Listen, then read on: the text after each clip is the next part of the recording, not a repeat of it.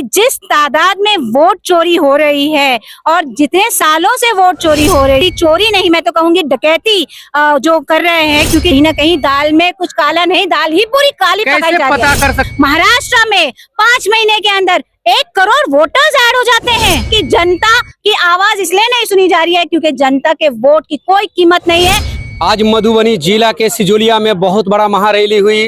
Vote अधिकार के ऊपर बहुत बड़ा यात्रा लगा है और हमारे साथ जुड़े हुए मुंबई से आकर एक मेहमान खुसूसी हैं। आइए जानकारी लेते हैं, क्या कहना चाहेंगे। सबसे पहले आप अपना परिचय मैम दें। मेरा नाम चित्रा बातम है, मैं मुंबई महाराष्ट्र से आती हूँ और मैं अखिल भारतीय कांग्रेस कमेटी की राष्ट्रीय प्रवक्ता हूँ और टीवी मीडिया पैनलिस्ट भी हूँ। तो जैसा आपने कहा 17 तारीख से यहाँ पे वोट अधिकार यात्रा ये शुरू की गई थी सासाराम से और ये 1 तारीख को पटना में गांधी मैदान में इसकी समापन होगा। मैं आपको बताना चाहूंगी कि ये जो है ये एक जन जागृति का अभियान है और ये जन जागृति लोगों के बीच में करना इसलिए जरूरी है क्योंकि जिस तादाद में वोट चोरी हो रही है और जितने सालों से वोट चोरी हो रही है, इलेक्शन कमीशन और जो भाजपा के लोग हैं वो दोनों गलभैया डाले हुए इस तरीके की पूरी चोरी नहीं मैं तो कहूंगी डकैती जो कर रहे हैं, क्योंकि जिस पैमाने पे हो रही है वो कभी इस देश के इतिहास में किसी ने शायद सोचा नहीं था। इससे पहले भी इलेक्शन कमिश्नर्स रहे हैं, लेकिन जिस तरीके से एक तरफा होकर मोदी सरकार इलेक्शन कमिश्नर्स चूज करती है सबसे पहले, उसके बाद में उन्हें क्या जरूरत पड़ जाती है कि 144 जो अपने हमारे सांसद हैं उनको निलंबित करके एक पास कर दी है ऑर्डिनेंस, जिसमें वो कहते हैं कि इलेक्शन कमिश्नर्स को ब्लैंकेट इम्यूनिटी मिलती है, मतलब वो कुछ भी करें कोई उनके ऊपर कार्यवाही नहीं होगी। तो मैं आपसे पूछना चाहती हूँ, इस देश के अंदर क्या ये संभव है? किसी भी व्यक्ति को ब्लैंकेट इम्यूनिटी क्यों मिलनी चाहिए? क्योंकि कहीं ना कहीं दाल में कुछ काला नहीं, दाल ही पूरी काली पकाई जा रही है। कैसे पता कर सकते हैं कि ये चोरी हो रहा हो? देखिए, मैं वही आपको बता रही हूँ कि इस देश में पहले जितने भी चुनाव हुए हैं और चाहे जिस भी हालत में हुए हों, लेकिन जनता का विश्वास चुनाव आयोग के ऊपर से कभी नहीं टूटा है। मैं आपको बता दूं कि जिस तरीके से अब ये चोरी नहीं डकैती हो रही है, महाराष्ट्र में 5 महीने के अंदर 1 करोड़ वोटर्स ऐड हो जाते हैं। आप सोचिए, जितनी वहां की जनसंख्या नहीं है वोट करने के लिए, जिसे वोटिंग पॉपुलेशन कहते हैं, उससे कहीं ज्यादा वहां की वोटर्स लिस्ट बन जाती है। क्या यह संभव है?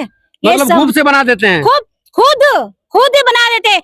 आपको मैं बता दूं कि शिरडी में एक बिल्डिंग के अंदर 10-10 हजार लोग पाए गए हैं। क्या ये संभव है? इतनी आबादी होते हुए भी कोई एक घर में 80-85 लोग रहते हैं क्या हाउस नंबर 0 में? ये पॉसिबल ही नहीं है, लेकिन ये मुमकिन इस डकैती के थ्रू हो रही है। क्यों? क्योंकि उन्हें नहीं चाहिए आपका वोट, इसीलिए वो कहते हैं ना, आपके किसी भी काम के ऊपर, ना किसानों के मुद्दों के ऊपर वो बात करते, ना महिला सुरक्षा के मुद्दे के ऊपर बात करते, ना आरक्षण के ऊपर वो बात करते। क्या ये बात फायदे नुकसान की छोड़िए, ये बात हमारा लोकतंत्र जिंदा रखने की है, ये बात हमारा संविधान जिंदा रखने की है, ये बात आपका हक, हमारा हक जिंदा रखने की है। तो फायदा नुकसान तो छोड़ ही दीजिए, नुकसान ये हो रहा है कि जनता की आवाज इसलिए नहीं सुनी जा रही है क्योंकि जनता के वोट की कोई कीमत नहीं है, क्योंकि वोट की डकैती हो रही है और वोट की चोरी हो रही है। ये सारे मुद्दों जो है इलेक्शन ही के समय में ऐसे बात निकलता है। राज्य क्या है? देखिए, मैं आपको बताऊं, महाराष्ट्र का जब चुनाव हो गया उसके बाद में जिस तरीके के आंकड़े सामने आए और जिस तरीके की इन्होंने गलतियां की, और एक के बाद एक हम गलतियां पकड़ते गए, लेकिन चुनाव आयोग ने एक भी गलती का हमें सही जवाब नहीं दिया। आपको मैं याद दिला दूं, इससे पहले जो इलेक्शन कमिश्नर थे राजीव राय, उनकी प्रेस कॉन्फ्रेंस में क्या होती थी?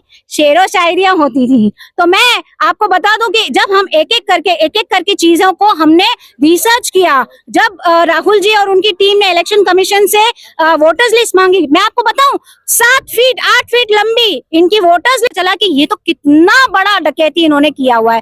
तो मैं वही आपको बोल रही हूँ कि इलेक्शन कमीशन को इसीलिए ब्लैंकेट इम्यूनिटी दी गई है ताकि उनके ऊपर कोई कार्यवाही नहीं हो सके। तो क्या इतना बड़ा चोर जो पकड़ाया है, तो क्या इंडिया सरकार इनके ऊपर नजर रखेगी इस बार? तो इंडिया सरकार आएगी जब वोट आपके पास रहेगा, तो आपको अपने वोट का हक मांगना है, आपको चेक करना है अभी कि आपका नाम वोटर्स लिस्ट में आया है नहीं आया है। 65 लाख वोटर्स कट गए। हाँ, मतलब 65 लाख वोटर्स को अमित शाह घुसपैठिया बोल देते हैं उनका वोट लोकसभा में लेने के बाद। आरोप लगा था चुनाव आयोग। 1 मिनट, 65 लाख वोटर्स जो मरे हुए हैं, हाँ, वो सुप्रीम कोर्ट में जाके कैसे बोल रहे हैं कि हम तो जिंदा है, हमें मरा कैसे घोषित कर दिया? ये चेक करने का काम किसका है? चुनाव आयोग का है या नहीं है? बिल्कुल बिल्कुल। तो ये सारी धांधली जो है ये एक एक करके ही इससे आ रही है बाहर, और इस वजह से इसमें टाइम लग रहा है। लेकिन मुझे ऐसा लगता है कि जनता अभी जागरूक हो चुकी है। मुझे ऐसा लगता है चप्पे चप्पे के बच्चा बच्चा और महिलाएं सब जानती है कि अभी कौन वोट चोर है। तो अपना वोट के लिए आप लोगों को ही सजग रहना पड़ेगा और चुनाव आयोग के ऊपर अपना दबाव बनाए रखना पड़ेगा। आप अपना परिचय बताइए। मेरा नाम चित्रा बातम है, मैं ऑल इंडिया कांग्रेस कमेटी की राष्ट्रीय प्रवक्ता हूँ। मैं मुंबई महाराष्ट्र से आती हूँ।